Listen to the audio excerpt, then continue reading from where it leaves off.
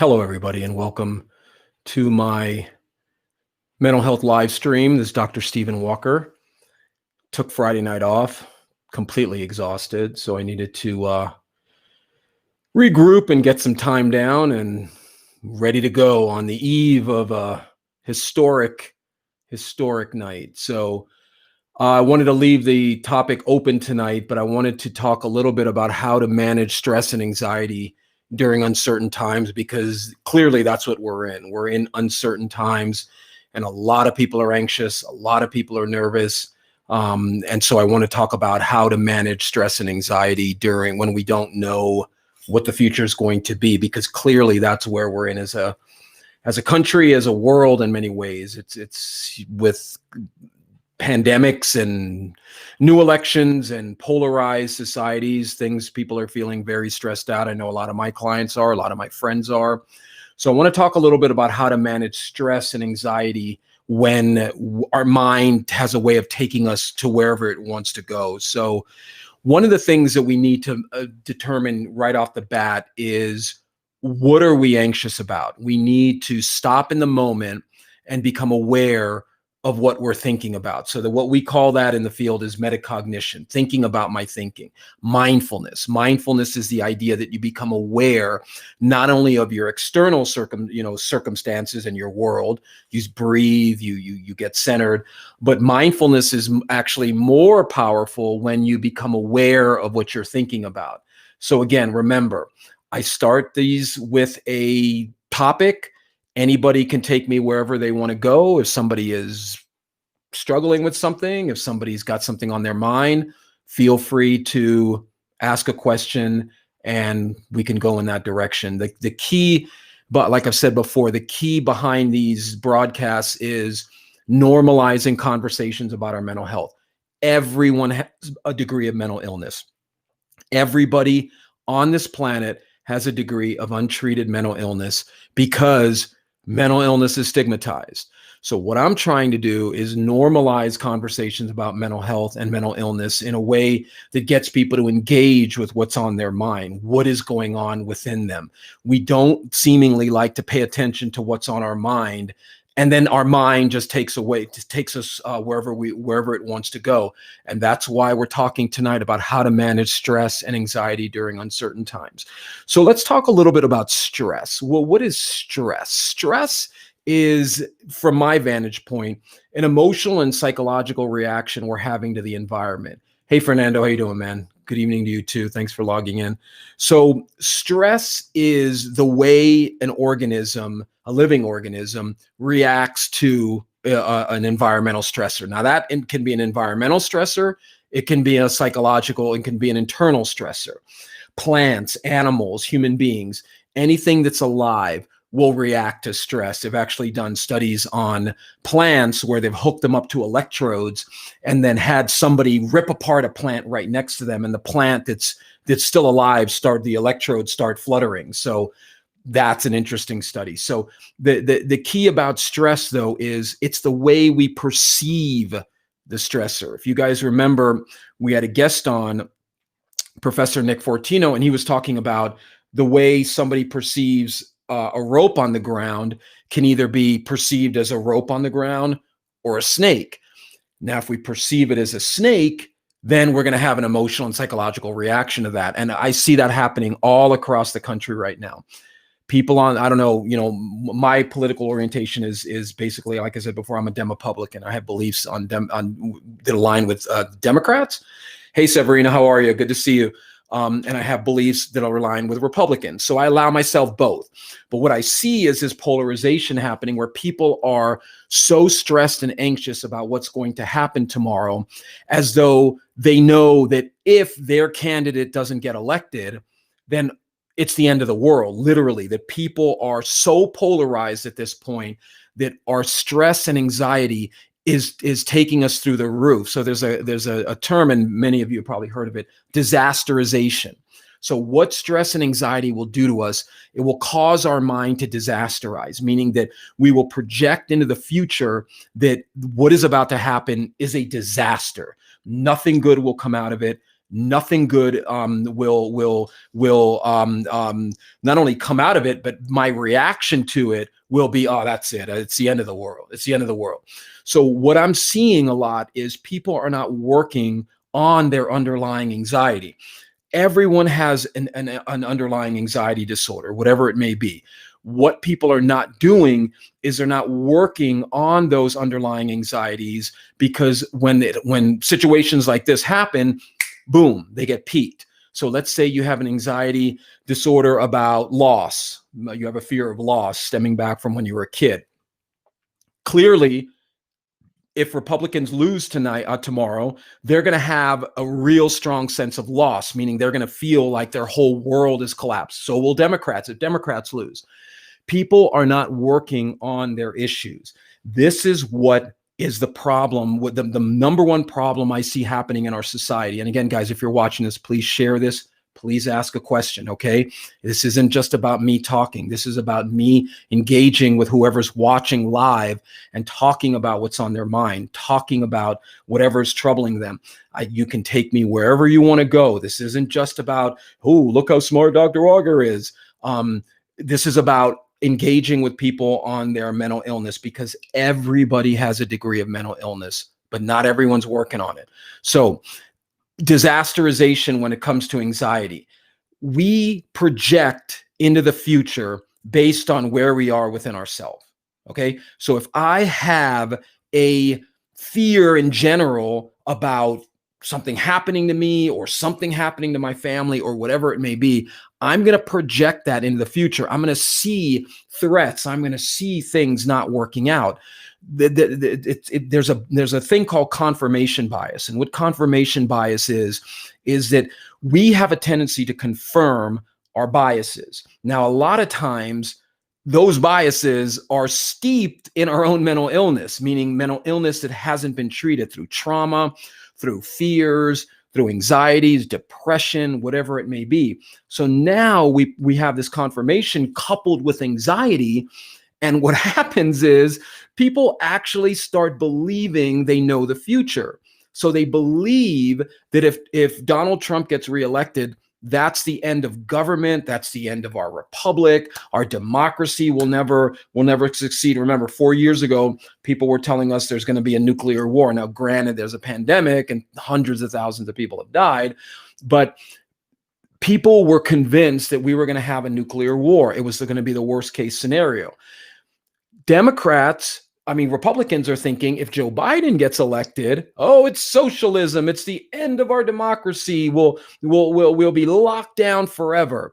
This is a direct result of the fear that people are feeling within themselves about themselves. Meaning that if you have these underlying fears or anxieties about who you are, about your own integrity, about your own ability to deal with things, you're going to project that into the future, and then you're going to see worst case scenarios all the time. And God forbid you were raised in an environment which was pessimistic. If you were raised in a pessimistic upbringing and most people were, to be honest with you, but if you were raised in a pessimistic environment where you learned early on that things never work out, I never get my way, I always get disappointed, you're going to project that into the future. Now, again, guys, remember, if you're watching this, please ask a question. What we're talking about tonight is how to manage stress and anxiety during uncertain times. But take me wherever you want to go. If there's something on your mind, if somebody's watching this and they're struggling with something, if they want some psychological advice about how to proceed on something, I'm not a life coach. I'm not here to tell you what to do with your life. People who set themselves up that way, or they got something in them where they need to be needed, because a life coach, and I'm not saying all life coaches are bad. I'm not saying whatever. I'm just saying that that's not my thing. I will give you advice on how to deal with certain issues that are cropping up. I've been getting a lot of messages from therapists and counselors who are asking me if I ever do consultations with them. If you're watching this, if you're in the mental health field and you have a question, please feel free to ask. So again, let's get back to the topic. So when we are in uncertain times, meaning when we can't predict the future, it is very natural to default to the negative, meaning that we have a tendency to say, oh, I know nothing good's going to happen here. This is the end of the world. This is not going to be good. Diana's saying, I'm afraid Trump will win again. Well, good, Diana. Let's do. Thank you for offering that, because I'm sure there are people out there afraid that Biden's going to win. So when you say you're afraid that Trump will win again, what are you afraid of? You're afraid that we're going to have a repeat of the 4 years that we've had. You're afraid that something bad's going to happen. What I would say to you, Diana, is, are you generally afraid? Like, do you generally have a lot of anxieties and fears? And again, guys, if you're watching this, please share this. Please share it on your timeline. Let's bring some more people in. There are a lot of people struggling out there. So let's talk about what is on our mind. Keeping things in is the worst thing you can do. So Diana, what are you doing to manage that fear? Like, what are you afraid of? You're afraid that we're going to have another 4 years. And, granted, with all due respect to a lot of people who support Trump, things have been so off the charts with what people are used to that I think what they're afraid of is enduring another 4 years of what they've endured. Now, I'm not saying Donald Trump has no positive traits. I mean, he's done some good. He's done selectively some good in areas. I'm not saying he's the devil, but he's very polarizing. He's very polarizing. If you look at a lot of his speeches now, he is literally just selling fear. He is telling people that if Biden gets elected, there's going to be no Christmas, there's going to be no this. That doesn't help the situation we're in. People are so scared right now that adding more fear to that, like Diana's saying, she's afraid that Trump will win again, that's not going to help the situation. So what I want to remind people of is this: your mind will convince you that you know the future. Diana, your mind will tell you if Trump gets elected. I'd love to hear, if you want to do a follow-up, Diana, what are you afraid of? Like if Donald Trump should get elected again, what are you afraid of? Let's see what you're afraid of, and then let's work on that. But one of the things I would encourage you to do, Diana, is ask yourself, she's saying another 4 years about not knowing what he will do. See, that's exactly what I'm talking about. That's why I'm doing this tonight about during uncertain times. That's what Diana, excellent, because this is exactly what I've heard from multiple people. There is a lot of people who dislike Donald Trump as a human being, meaning they don't like the kind of person he represents. That's a whole nother issue. But what it's also done is the unpredictability of the highest office we have, where you just don't know what's going to come next. And Diana's hitting the nail right on the head. It's that not knowing what he will do is what's causing people anxiety. You're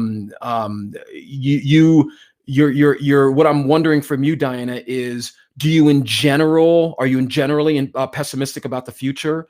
Are you generally not, optimistic about things? Which, if you are, that is definitely going to be highlighted here. Like I said before, where we are within ourselves will have a direct relationship to our expectations about the future. So Mike's chiming in. Great, Mike. Thank you. I have a neighbor that has an electric fence between his 2 Trump signs. What is he afraid of? Nice neighborhood, nice houses. Good question. Good question, Mike.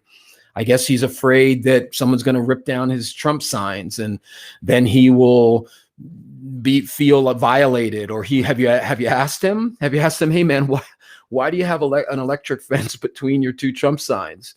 I'd be curious what he says, because clearly what I would imagine is he's feeling like, these are my Trump signs. This is my statement. So anybody who messes with that is going to get electrified.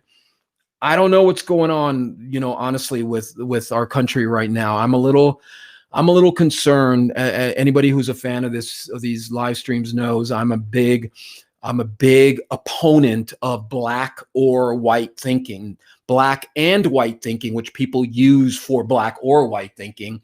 Black and white thinking is very healthy. It's a very healthy psychological and emotional state to allow opposite ideas and opposite feelings to coexist. Mike's saying, no, I think not. You're not gonna go over there and ask him why he has Election. I hear you, Mike. I hear you. But this is one of the problems I see, and nothing. Well, not nothing, but one of the main things that will feed anxiety and depression or anxiety about the future is black or white thinking, meaning that people need to be this or that, and that in of itself is responsible for multiple psychological syndromes, multiple disorders. The idea that I'm either up or I'm down. And then if I'm down, I'm never going to get back up. And if I'm up, I'm never going to get down. So I got to do all this work, or I'm worried about getting down. So I do. I do not understand why people need to be this or that. Like I said before, I'm a Republican. I definitely lean a little bit more liberal. Why? Because I'm in the helping field. I believe people need help, and there's nothing wrong with that. I'm not a survival of the fittest kind of person that believes, hell, you can't make it on your own. No. So, Jennifer, hey, Jennifer, thanks for chiming in. I'm worried about further polarization, and I live in the gray. Exactly. I'm imagining that there's some aspects that you don't live in the gray, but what I hear Jennifer saying is she's trying to nurture some balance, and nothing, but one of the best ways to reduce anxiety, people, is to let yourself entertain the opposite of what you're worried about. Meaning, like Diana said, I'm afraid Trump will win again. Another 4 years about not knowing what he will do. Diana, I would encourage you to allow for the possibility to exist in your mind that maybe some good will come out of another 4 years of Trump. Maybe it'll be 4 years where people realize we need a certain type of president. We need a certain kind of structure to government. We need government. We need a certain amount of government. Not all government is bad. So yes, I do believe that there's a certain amount of help a government can give. Do I believe in making people dependent on it? No. If people can work, if I can work 50 to 60 hours a week, most people can. But there are a segment of the population that can't work, and we can't just throw them to the wolves. So Mike is saying, I find myself just frustrated and angry at the extremes. I hear you, Mike. I feel you, brother. I do, because what I'm seeing a lot of people struggling with, like a lot of my clients are, is they're so angry at the opposite, meaning that the person, the Republican or the Democrat, they're not dealing with their own extremes. So, Mike, I would challenge you a little bit tonight, brother. What are some extreme thinking, some polarized thinking that you need to work on? Thanks, Jennifer. That's a nice image. What are some extremes in your own thinking that you need to sort of, like Jennifer said, find a little bit of the gray? Guys, anxiety feeds off of the need to know, meaning that I need to know what is going to happen. And if I can't know, then whatever issue I have gets projected into that unknown, meaning that because I don't know, I am going to assume the worst case scenario. And worst case scenario thinking is a recipe for more and more anxiety. Okay, let's get back to stress management. One of the things, like I said to people early in the broadcast, I was scheduled to go on Friday night, just couldn't do it. I was just exhausted. I literally felt, cannot do this. So whenever I say I'm under the weather, that's a euphemism for either physically or emotionally or psychologically under the weather. What do I do in moments like that? I disconnect. Thankfully, my wife is very supportive. I give her those moments too. And I was able to just take some time to myself and just relax and just get some sleep and recharge my batteries. Because not only do I do this Monday, Wednesday, and Friday, but I carry a full caseload of client patients during the day. So I'm working with people all morning, all afternoon, and into the early evening, and I'm texting people and going back and forth. So the way I manage stress is I identify, okay, dude, you're getting a little overloaded here, man. And then as anybody who has watched any of these programs before, I take massive doses of the It's Okay pill. I tell myself, it's okay, dude. It's okay. I have multiple different names for myself in a good way. And I will then say, okay, bro, take some time. It's okay, dude. You're allowed to, the licensed psychologist is allowed to feel this. I'm allowed to feel down. And that's what I was talking about before. When you allow the opposite to exist. I don't know if anybody's a Seinfeld fan, but whoever wrote Seinfeld, they were incredible writers because they tapped into a very deep Buddhist concept about allowing things to coexist, allowing polarities to exist. I don't remember the Summer of George, where George did the opposite of everything. But that's a lot of what whoever was writing those episodes was obviously a deep thinker and knew the idea of allowing external things to be balanced out, not only by internal things, but about the opposite of what could happen. Think about in terms of the yin yang. Okay. Mike is saying, my intent is to disconnect from all media political coverage tomorrow. Dang, dude. If you're going to disconnect tomorrow, I would say disconnect on Wednesday. But I feel what you're saying, because tomorrow's going to be an intense day. But think of the yin yang. Positive or black and white coexisting in a circle, and inside the white, there's some black, and inside the white, there's some black. Why is that important? Did I just say that right? But you know what I mean. Inside the white, there's some black, and inside the black, there's some white. Why is that important? Because that is fundamentally what is the law of the universe. It's polarities and dualities coexisting. But for some reason, I don't know. Hey, Angie, how you doing? Good to see you. For some reason, we need to be this or that. And that on a mental health level, guys, that is unhealthy thinking. Think of bipolar disorder. Bipolar disorder is people who are either predominantly manic, they're up, or they're all the way down, or they're predominantly down, but then they have spikes up once in a while. That is unhealthy thinking. Think of anger. Think of how polarized you feel when you're angry. I don't know how you guys get angry, but one of the things I had to work on was how I learned to deal with anger as a kid. I've said before, there was nobody checking on little Stevie saying, hey man, are you okay? Are you angry? No, it was go to your room, no one. So I learned to internalize anger and basically allow anger to disconnect me. Something I'm constantly working on, because anger will literally connect you with all of those negative emotions you felt as a kid, and will make you disconnect from how you feel. And you guys know what I mean. When you get angry, you can't even sometimes feel love, or you sometimes can't even feel like did I really even care about this situation I'm in? That is what polarization is. Polarization, psychological and emotional polarization, is brought on by stress, in stressful situations, negative stress negatively affecting you in a way that causes stress to build up. And then people don't have a way of releasing that. So, and then they just internalize it, and it just festers and festers and festers. Jennifer sharing. Great, Jennifer. Thanks. I don't deal with anger. Yes, so me. Exactly. Not only you, sister. Everybody has an anger management issue. But think of that term, anger management. Okay, think of that term for a second. So anger management. When have you ever heard somebody selling you anger elimination? Never. Because you cannot eliminate anger. You cannot eliminate negative emotion. But most people don't like to admit that they're angry. Why? Because that's a weakness. That is something you don't want people to know about you, because you feel that they're going to judge you, or they're going to make you feel whatever. Yeah, exactly. Jennifer's saying I'm a stuffer. So you like to stuff animals, and you're a taxidermist? No, I'm kidding.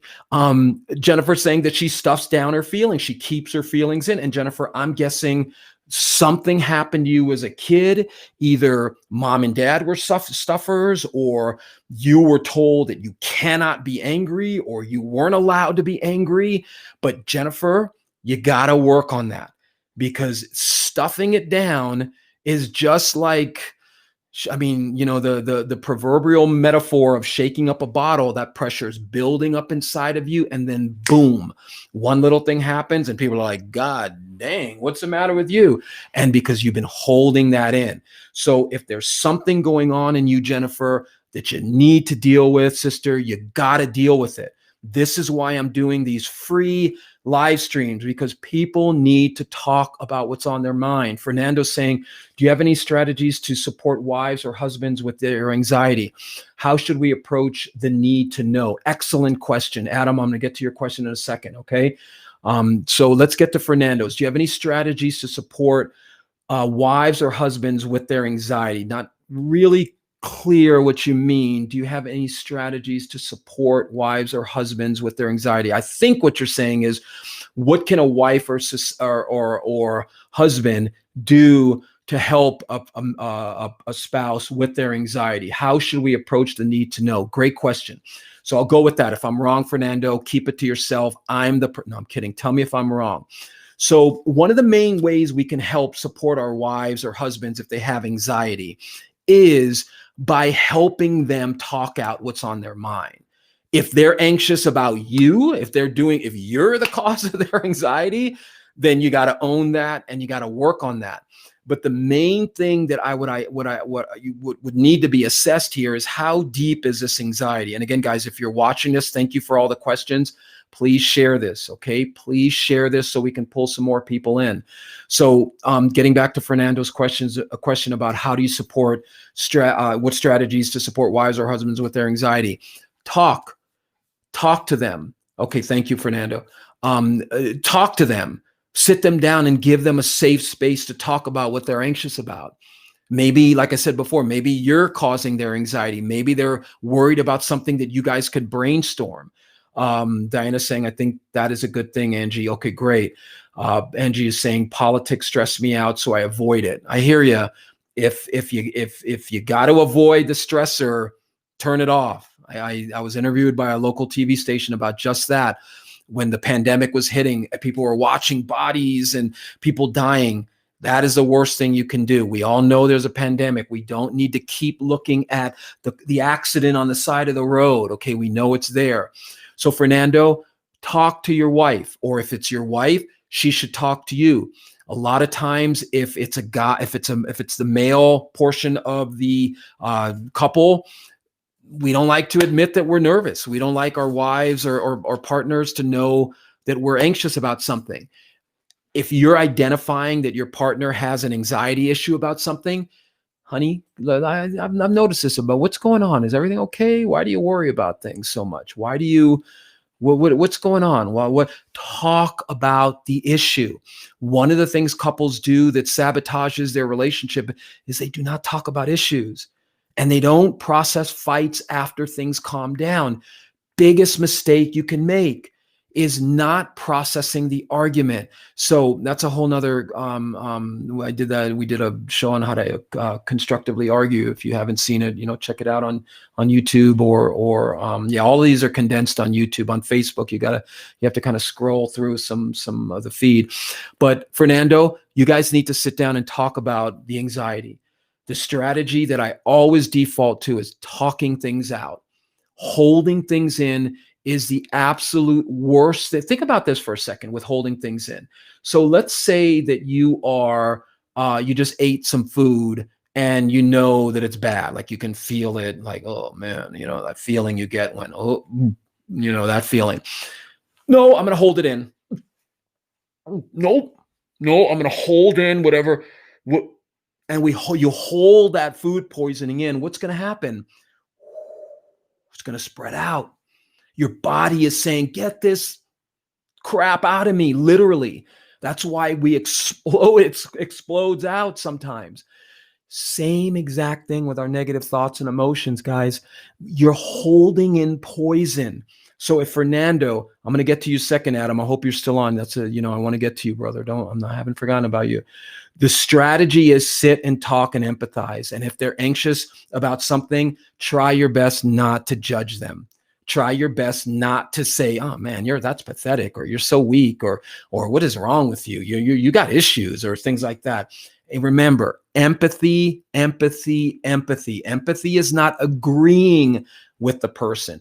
Empathy is trying to let the person know that you're trying to feel for them.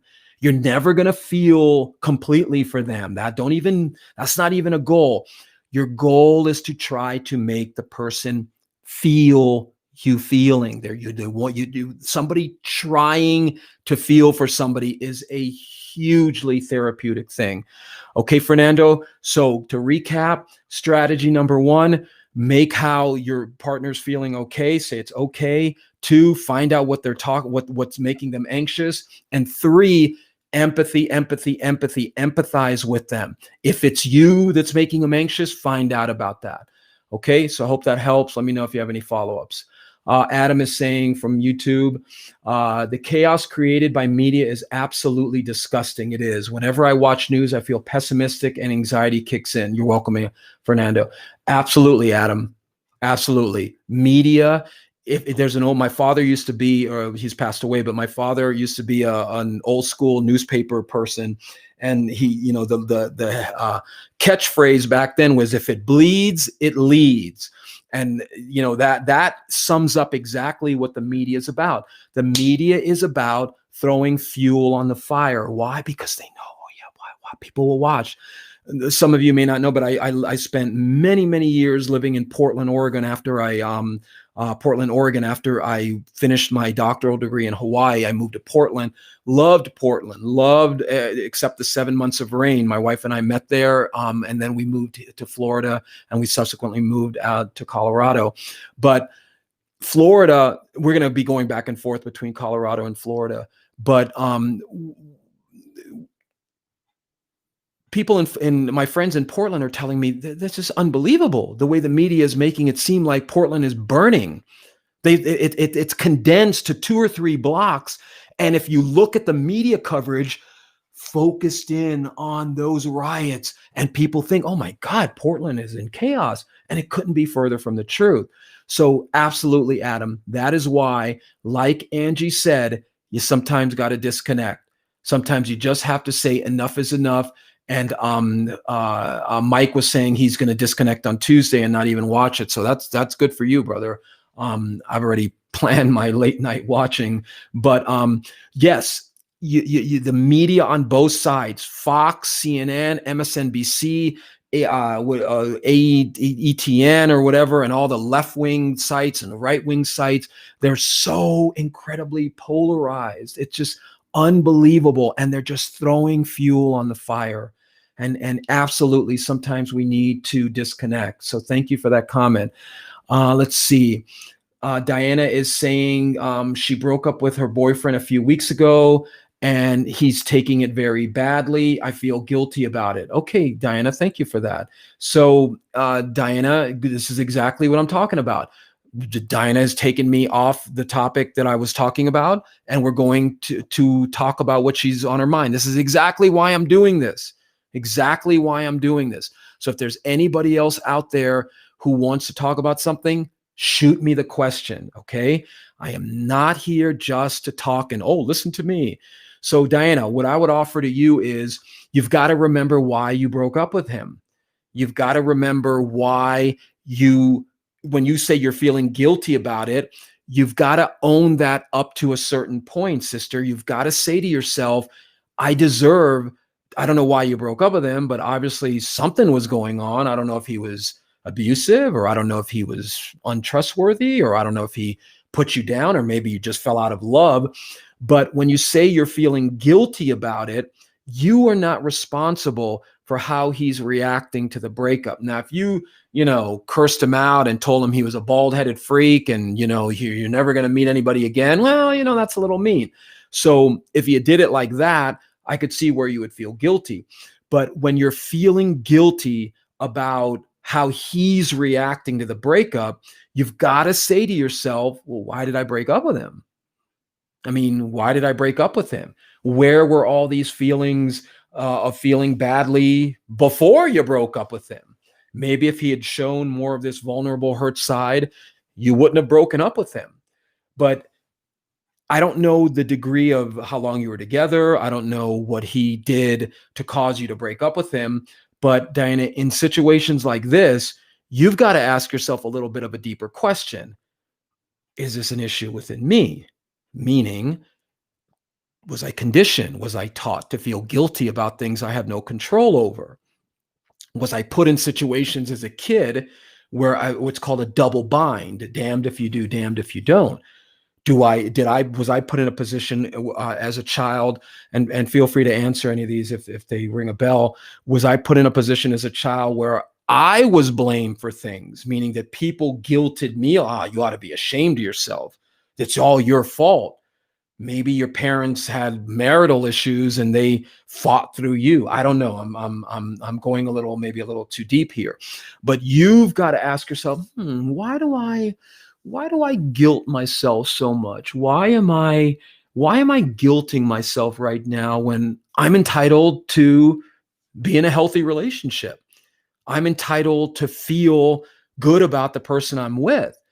So, Diana, you've got to ask yourself a little deeper question about the guilt.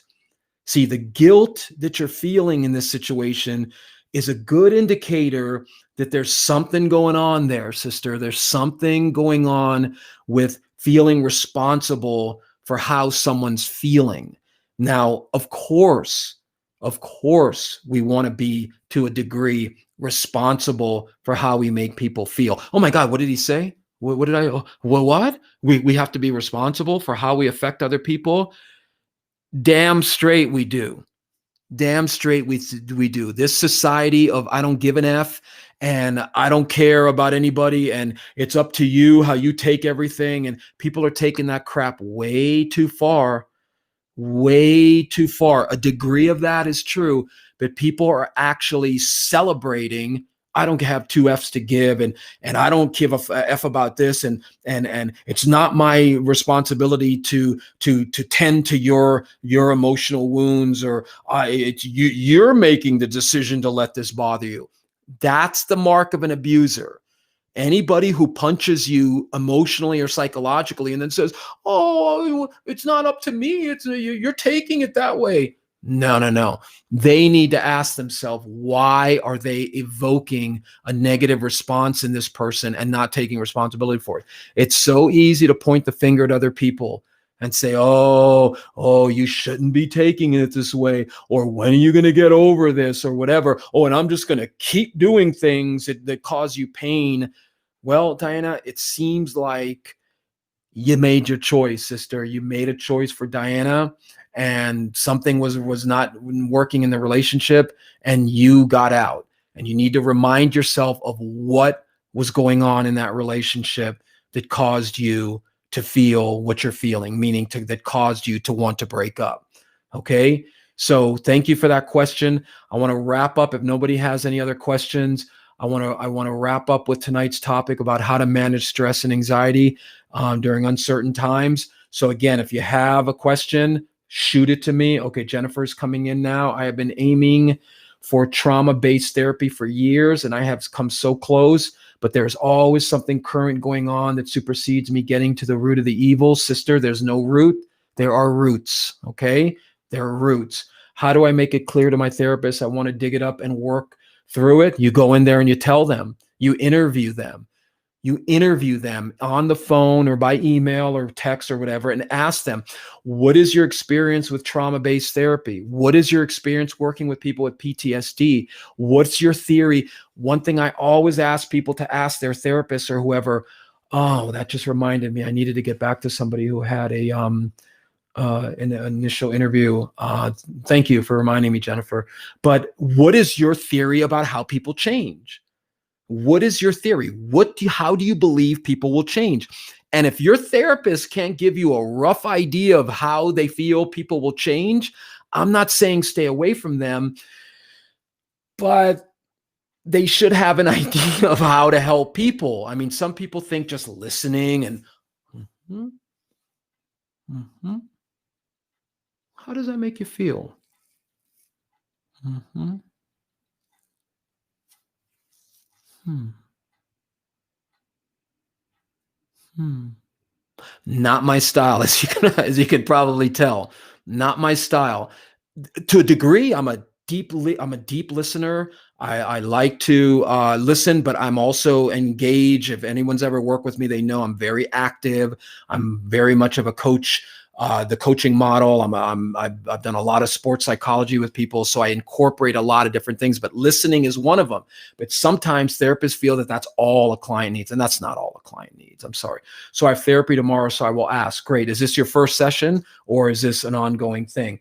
Sit down with your therapist and ask them What's the treatment plan? What is going on? It might take more than one session, but go in there actively. Like the analogy or the metaphor I like to use, I guess it's an analogy I like to use, is a personal trainer.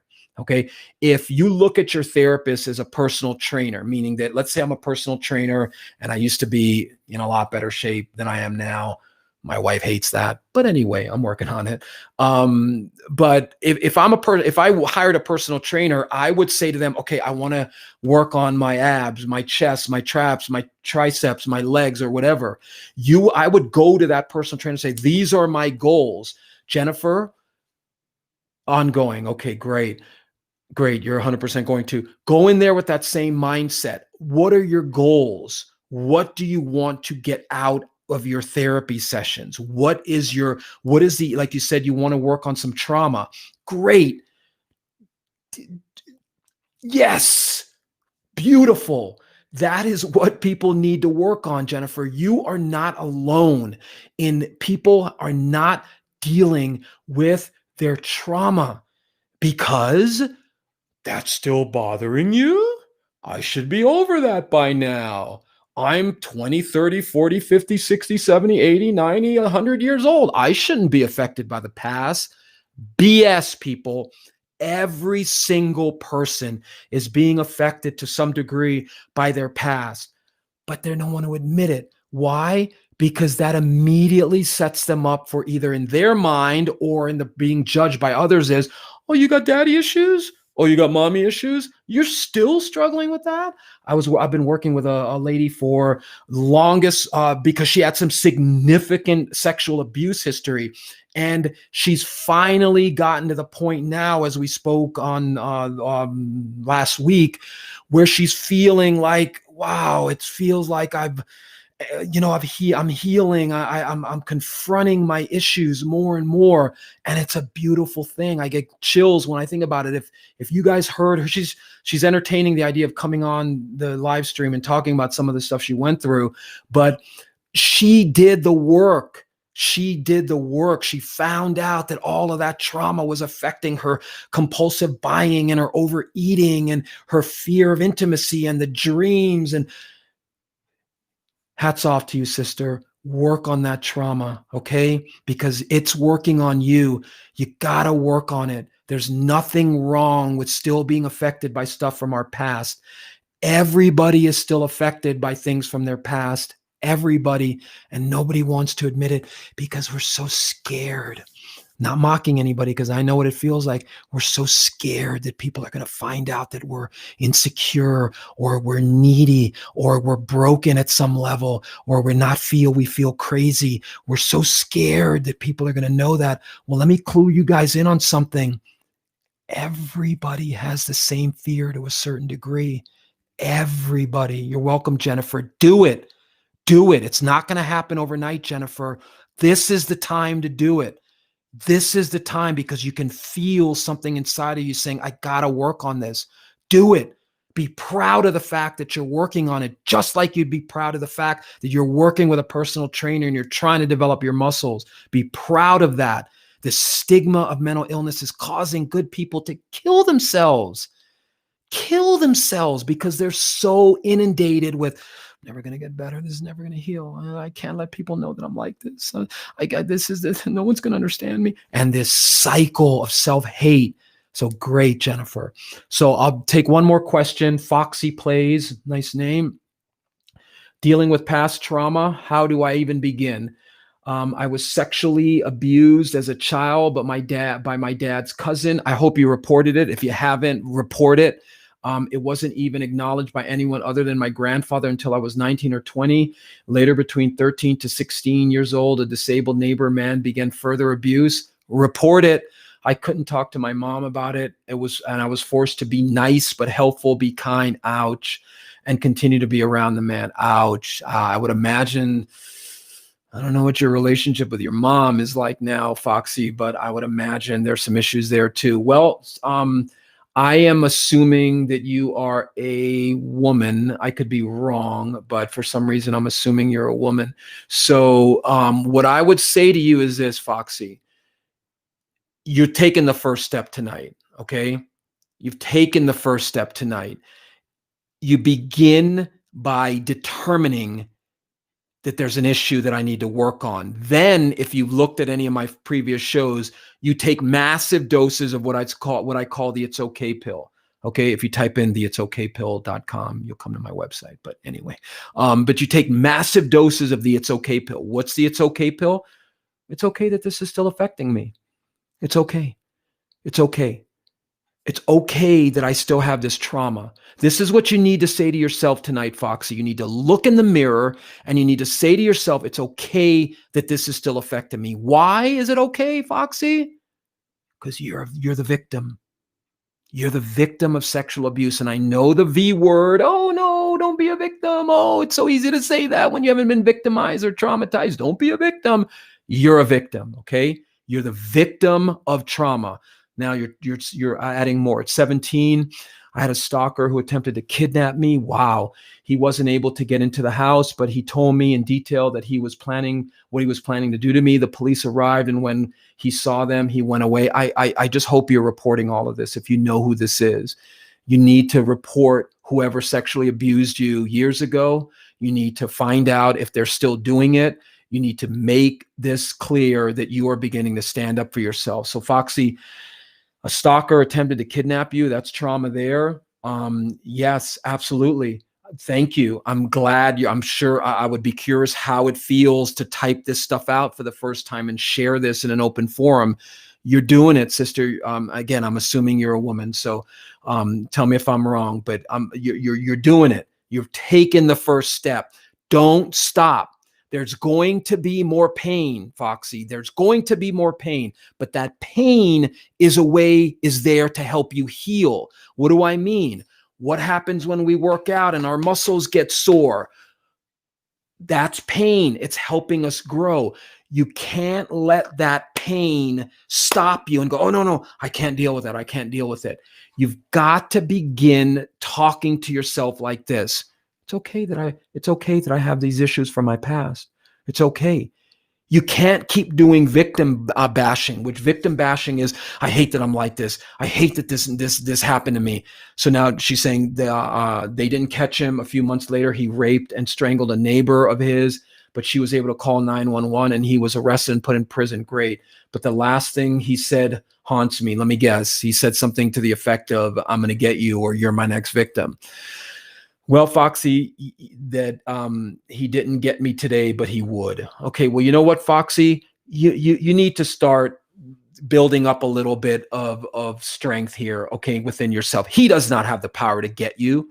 Maybe you need to take some self-defense courses. I don't know what state you live in. I'm a huge proponent of CCPs, concealed carry permits. I'm sure I'm a left-leaning to a degree, but I am absolutely that good people need to be able to own guns, because as long as they're criminals and dickheads like this who like to prey on people's fears, you should be protecting yourself, Foxy.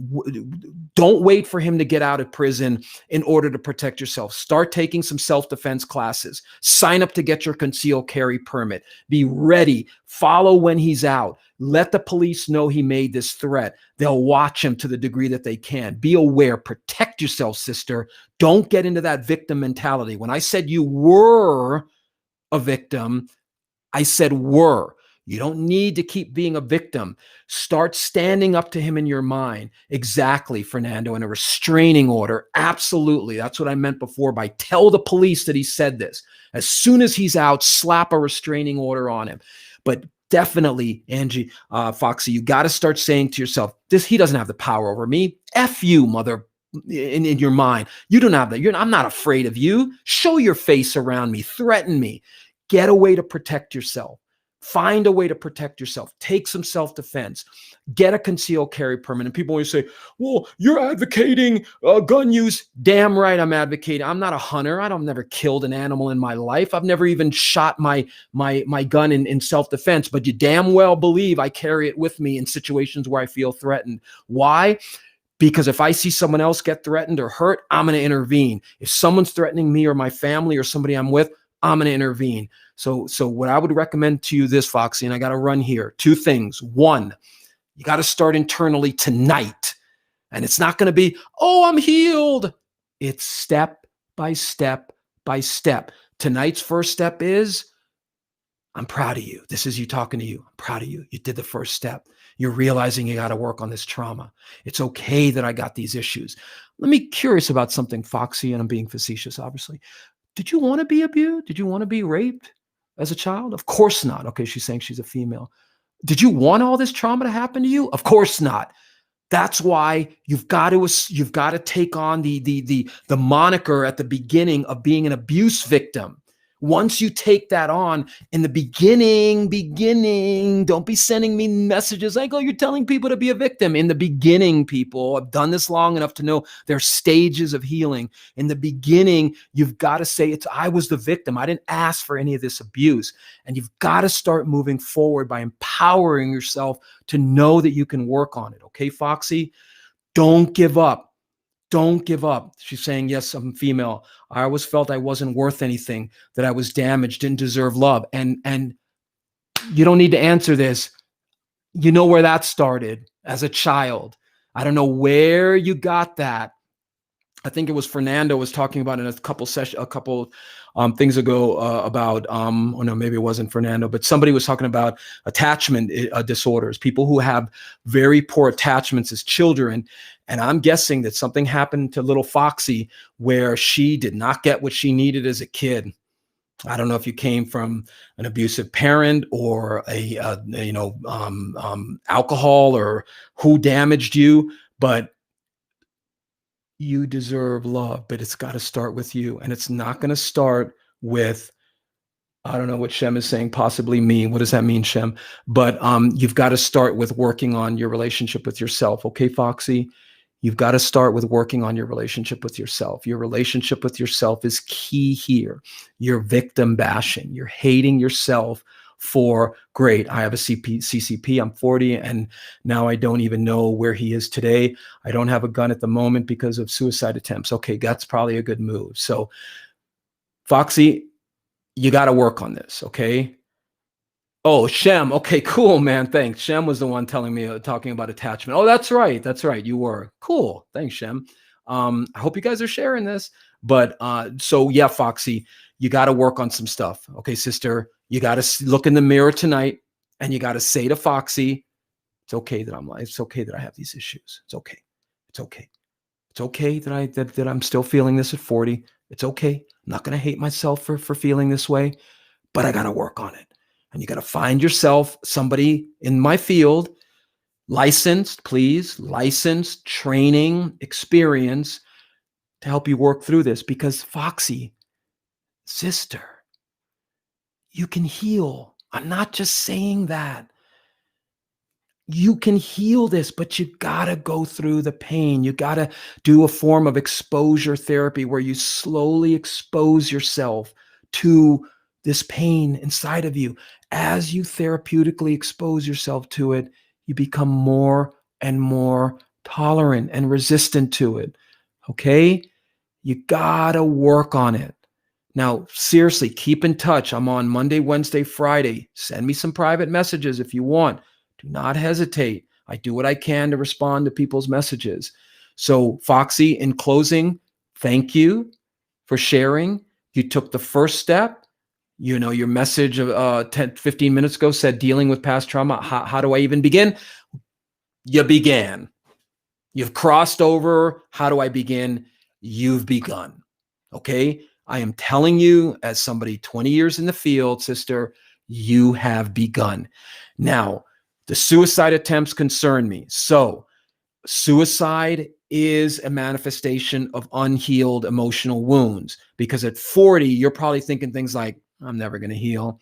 This pain is what's that Evanescence song? This pain is just too real. The time cannot erase. These wounds will never heal. I would love to work with whoever wrote that song, because it's not true. They won't heal if you don't work on them, Foxy. Okay? They will not heal if you don't work on them. Please work on them. Okay? Send me a private message. There's a little message button on the comment section. Send me a private message. We can figure out a strategy on how to move forward. But sister, give yourself some praise tonight when we get off. I'm proud of you. You did a good, you did. You moved into it. And it wasn't that bad. It wasn't that bad. And that's what exposure therapy will do.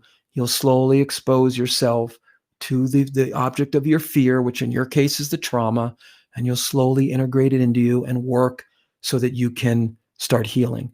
But sister, please don't take yourself out over this.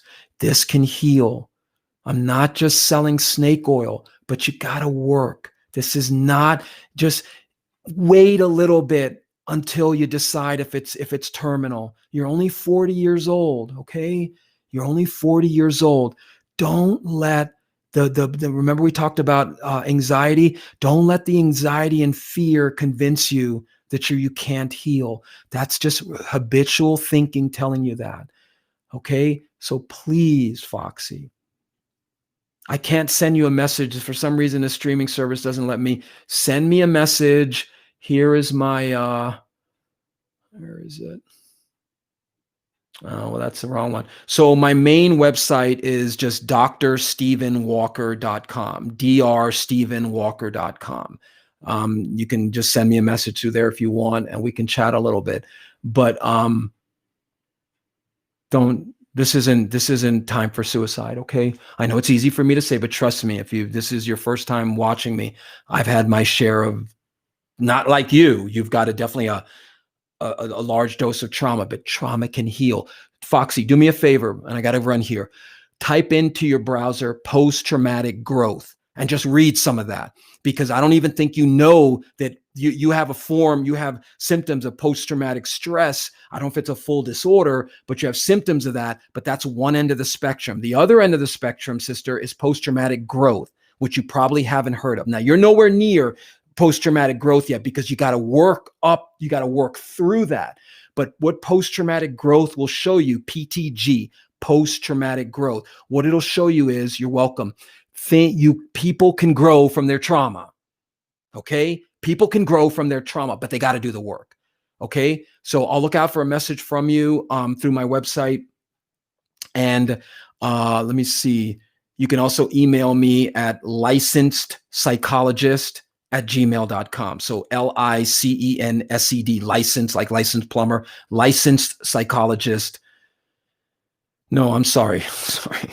Licensed psychology@gmail.com. So licensed psychology@gmail.com. Send me a message. Hope that helps. Seriously, Foxy, you took the first step. We're all proud of you. Say to yourself tonight, it's okay that I'm still hurting from this. I didn't ask for this trauma, but I'm going to work on it. Okay, guys, thank you for tuning in. I'll be on Wednesday night, Friday, Monday, Wednesday, and Friday, 9 p.m. Mountain. Please share this. Thank you for all your questions. I'm doing this for this exact reason. We need to talk about our mental illness. Foxy's a perfect example of that. Here she is, 40 years old, putting it out on the line, saying this is what she's taking the first step.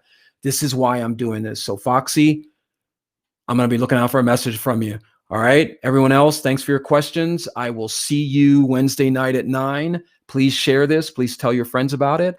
And we'll go from there. All right. Hope everyone has a good night. We'll see what happens tomorrow. It's going to be an interesting week. So hope you guys have a good night, and I'll talk to you soon. Take care.